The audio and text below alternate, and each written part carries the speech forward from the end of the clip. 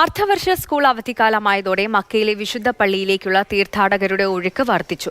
പള്ളിക്കരികിലുള്ള central ഏരിയയിലെ ഹോട്ടലുകൾ മുഴുവനും ബുക്കിംഗിലാണ്.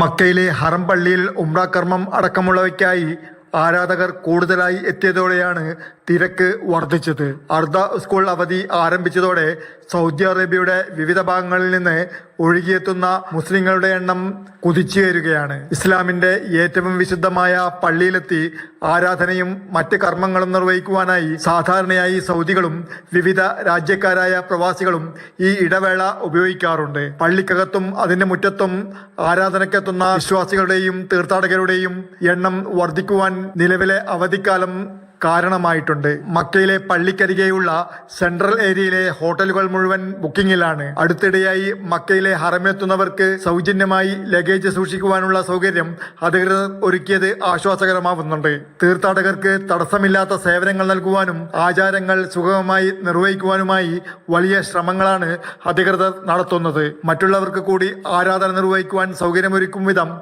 സഹകരിക്കണമെന്ന് അധികൃതർ ആവശ്യപ്പെട്ടിട്ടുണ്ട്. Jafar Ali Palakkode, Mathrubhumi news, Mecca.